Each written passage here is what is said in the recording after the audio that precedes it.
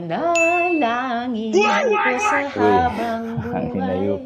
Mawala ka sa Senado, bumalik ka sa mundo.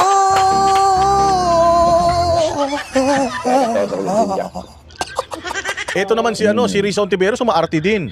Sinasabi naman ito ni Risa Ontiveros na mayroon daw siyang death threat. Putang ina, sino naman magtsatsaga sa'yo?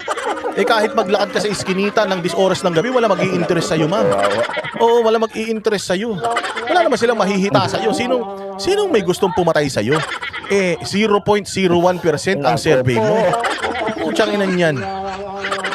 Walang may interest sa'yo, Risa Ontiveros. Kahit ngayong mga dilawang tae, ayaw sa'yo eh.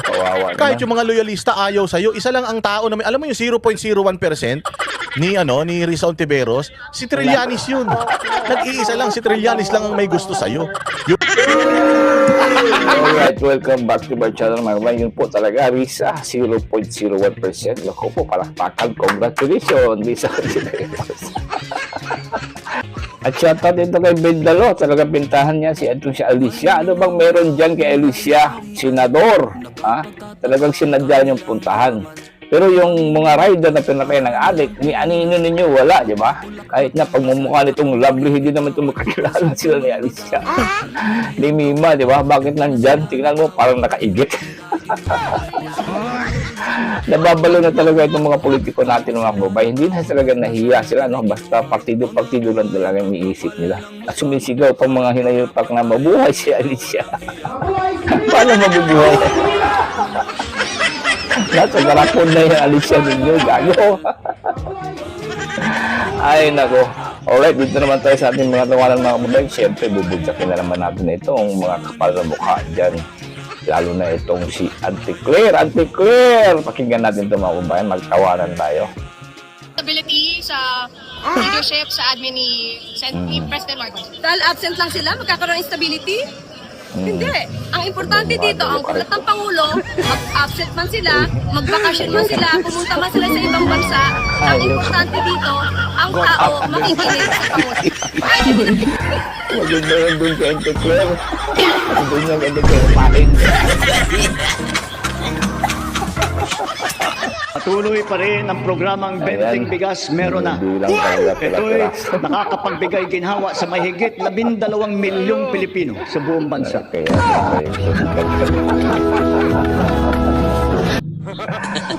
Uy, ito ang photocopy exclusive original. At ito na nakita rin daw kasi magawa. Sabi ng ating mahal na Pangulo, kakasuhan na raw si Martin Romualdez. Ay malapit na ang paghain ng patong-patong na kaso laban sa dating speaker. Hayop ka, Bong! Gusto mo talaga ng gulo.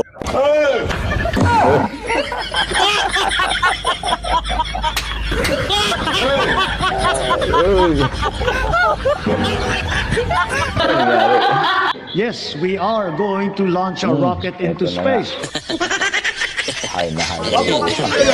Cagayan is both geographically and economically primed to serve as our...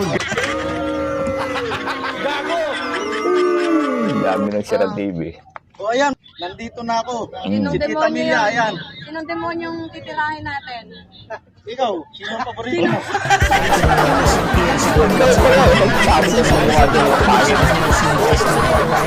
Ayan, kay Mila ba ang... Ayan, ang daming Asa si Martin Romualdez din rin. Nakaubad ang hinuhuli, nakabarong yung nagnanakaw. Tawa daw pero masakit. Sino bang tunay na taong kriminal? Naku, ang pangit. Ay naman! Marinig ka mukha Pilipinas, magpapalipad na ng rocket sa susunod na taon. Tingnan nyo kung gaano kalawak ang imahinasyon ni Bongbong. Hindi niya ba alam? Hindi lang milyon, hindi lang bilyon ang gastos nun, Bong. Oo yan. Huwag mong sayangin ang pera ng taong bayan. Saan? sa walang kwenta mong ambisyon. Kundi ka ba namang gunggong? Sa dami ng problema ng Pilipinas, ba't di yun ang bigyan mo ng aksyon? Sa amin okay lang naman eh.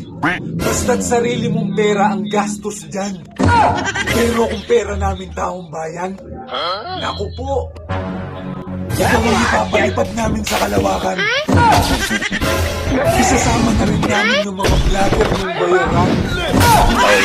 Sa inyo, pati yung mga alaga mong kawatan. Doon kayo manirahan. Tuloy ang SONA. Ang importante dito, ang mensahe ng Pangulo. So, kahit hindi sila pumunta, hindi problema yan. Nagyayayaw-yaw na naman si Auntie Claire. Oh, shout out sa bayan. Auntie Claire, inggit yarn. Nakita mo ba kung paano winilcome si shout BP out to Sara UK. sa UK? Ganun siya kamahal ng taong bayan. Hindi nyo lang matanggap. Dahil yung Pulse Asia at saka SWS, mga mukhang pera yung mga... Balita lang. Ikaw, Gadon. Balita natin ang laki daw ng sahod dito si Gadon. Nagalit siya, mga kababayan, ha? Dahil negative na ang kanyang amo sa Pulse Asia at SWS. Mga bayaran daw ang SWS at mukhang pera. Sabi ni Gadon. Kaya, bayad yan. Ikaw, hindi ka bayad? Pulse Asia, huwag kayong maniwala dyan sa mga... Mr. Bean! Huwag si Mr. Bean, ha? Ay, isa pang aso, mga kababayan, oh. Ito yung babaeng bobo, no? Babaeng gadon, mga kababayan, no? The girl version of the bobo gadon, mga kababayan.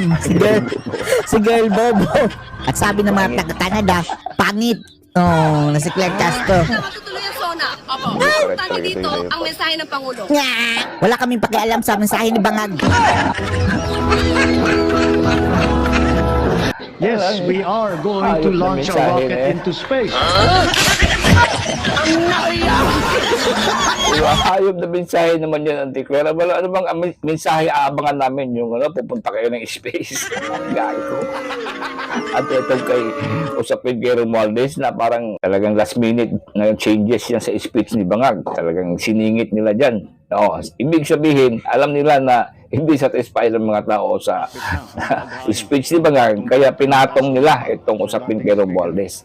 At siyempre, huli na po ang lahat, Bangag, huli na po ang lahat. Hindi nyo na mababawi yan dahil galit na ang taong bayan. Dahil din dyan kay Marcoleta at Defensor kung sino-sino mga pinakulong ninyo, Bangag. Kaya kahit na anong gawin ninyo, pero mas maigi na rin na makita natin na makulong itong hinaypax na Tanginang Romualdez. At dito rin sa usapin dito sa Blue Ribbon, mga kababayan, pakinggan na natin itong hinaypax na si Bindalo Tulpo patungkol dyan sa, tinanong kasi siya dito kung maghihiring pa ba. Tingnan nyo ang sagot niya dito, mga kababayan, nakakainis talaga itong Bindalo na to. Magpagbalak kayo sa Senate Blue Ribbon Committee kasi magre-resume kayo, hindi ba, nag-investigasyon. So, yung Romualdez aspect o angle ay pupursue po pa ninyo o papaubayan na sa ombudsman? Papaubayad na ho namin siguro sa ombudsman. Pero pag-aaralan ho muna namin. Pag-usapan ho ng hopefully tomorrow maitatag na yung Blue Ribbon membership at saka yung vice yung subcommittee. Yung pag-uusapan ho muna namin, I'll have to consult with the members. Pero kung ako lang ho tatanungin nyo, nasa ombudsman na po yun eh. Ano pa ho saysay na imbestigahan pa ho namin ulit. Opo, ang sabihin mo, Bindalo, ayaw mo na dahil siguradong may imbestigahan ka, kasali ka. Di ba? Tumanggap pa rin ng maleta eh. Alam ng taong bayan yan. Nako po. Yun ang hirap ditong mga babayan. No? Talagang, lagi na talaga tayong niloloko, nilidrimo tayo sa mga issue nila. Pero hanggang ngayon, wala tayong nakikita makulong. Kahit si Saldico, andun pa rin. Sa ibang bansa, nagmapakasarap ng buhay. At saka ito nga siguro din si Tambalos Romualdez. Mukhang wala na yada din sa Pilipinas, mga kabayan. At si Bangag. Walang nakulong sa mga hinayupak. Ang kinulong nila ngayon, si Marcoleta lang. Nako, hindi pa plunder yung kay Marcoleta. At saka dito kay depensor, di ba? Ang layo talaga mga sinasabi, puro baliktad. At ang pinaka-latest na baliktad pa rin sinabi ni Bindalo Torpo, nakita ko na ang minority daw ang hindi magusto matuloy ang Blue Ribbon. Ang gago talagang ina talaga itong Bindalo. Paano ba yan? Ha? So aabangan na lang talaga natin mga babayan na si Bongbong Bangag ay bababa. No? Imposible po yung mga sinasabi mo, rocket, space hayop ka. Dapat lang kung gusto mo yan, pera mo gagastusin mo dyan. Tangina, hindi mo pa nga matapos-tapos itong mga proyekto ng mga tulay. Di ba? Pupunta na naman dyan ng space mga babayan. Ibang klase talaga ang tripping. Ito talaga ang literal na bangag na Pangulo, no? Tangina. Or aala siguro nila madadivert ang issue. Paano ma-divert? Pinagtawanan na nga lang yung space rocket mo gago. Ano bang gagawin mo doon? Doon kayo. Pwede rin. No? Isama mo na lahat itong mga vlogger mo. Baka doon na kayo mag-vlog. Nakakabali talaga ito ang administrasyon ngayon mga kababayan. Lalo na itong mga tulpo. Puro mga kapal na mukha. Ay nako. Never again talaga tayo. Never again tayo sa mga tulpo. At shoutout din sa mga kababayan natin dyan sa UK. Palakpakan. The best, the best. The best. Ang daming inggit dyan. Yan ang nangyari dyan sa UK. Nako po. Yan po talaga ang totoong pulso. Ganon. Hindi na kailangan na survey ito. Ganon. Panoorin mo lang ito. Inayupak ka. Ano bang role ito ni Ganon mga kababayan? Poverty alleviation daw sa secretary. O na-elevate ba ang kahirapan ng taong bayan? Ano bang pinaggagawa mo? Tapos pinasweldohan to ng tax natin mga kababayan, napunta dito sa bulsa ni Gadon na walang ginawa, kundi ito magnangak-ngak. Kahit nga sa gitna ng sunaan, silang dalawa ni Anticler. Parang ang dami nilang kalaban. Walang gago talaga. Alright, nandito lang tayo mga kababayan. Shoutout sa mga kababayan natin lagi nanonood. Nagko-comment dyan sa mga taga Cebu. Shoutout sa inyo mga Binondo family. Thank you for watching and God bless you all. Secretary Briggs Pujalte Jr. Uy. Briggs Pujalte Jr. Briggs Pujalte Jr.